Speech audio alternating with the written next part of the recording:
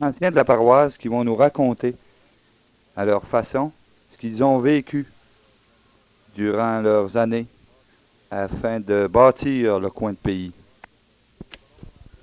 Nous allons commencer nos interviews avec M. Adolphe Laroffel, qui a 78 ans. Puis on va demander à M. Laroffel de nous dire qu'est-ce qui caractérisait son époque, ou de nous raconter un peu comment ils vivaient, les autres, dans leur temps.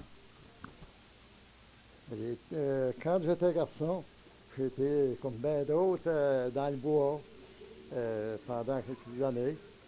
Et puis après que j'ai été marié, j'ai eu mon moulin, puis j'ai vécu avec mon moulin aussi. Puis, Pourriez-vous nous dire comment ça se passait dans le bois dans ce temps-là?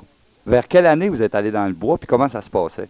J'avais environ 1800, de 1917, 1918. Ça se passait, c'était pas comme aujourd'hui. Les camps de Boiron, souvent que la glace se faisait dans la nuit, puis le matin on avait le feu dans la glace. Aujourd'hui, ils ont des bons camps avec des lits, des matelas, séparés un par un. Et nous autres, on couchait tous dans une rangée, vous savez, là, sur des pôles de sapin. Des fois avec des nœuds après.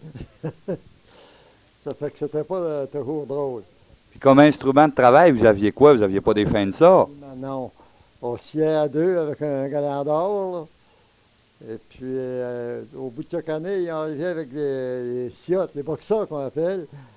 C'était plus légère et puis ça travaillait mieux. Ça a été en s'améliorant jusqu'à aujourd'hui. Puis combien vous gagnez par semaine ou par mois ou par run? Alors, quand on pouvait, les runs, ça dépend comment ça était longtemps. Mais quand on pouvait faire une moyenne de 3 piastres par jour, c'était gros. Ça prenait des bons hommes, pour faire 3 piastres par jour. Ensuite, vous êtes revenu à Saint-Prosper, puis vous êtes parti un moulin. Oui. Le moulin dans la Maurizière, là, la place de la cour, mais il n'y a plus rien. Et puis, dans le bois, c'était trop dur pour moi. Vous savez que je n'étais pas capable beaucoup. Ça fait que je travaillais dans le moulin, puis j'avais un morceau de terre, et puis je cultivais un peu. Ça fait que, avec ça, on pouvait vivre assez facilement.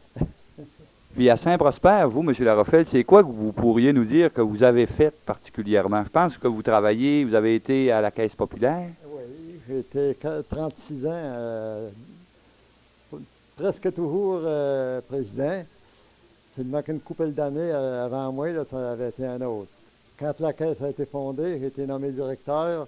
Et puis j'ai été... M. Laroffel, vous avez été dans d'autres organismes aussi. Pourriez-vous les énumérer et nous en parler un petit peu? J'ai été conseiller. Et puis c'était en plein temps de la crise. C'était pas toujours drôle.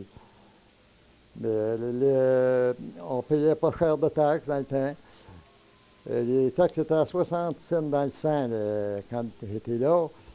Et puis, une année, on va être obligé de remettre 5 cents. Et puis, on était découragé. On dit le monde ne sera pas capable de payer les taxes. Et puis, finalement, ça s'est passé assez bien, ça tout.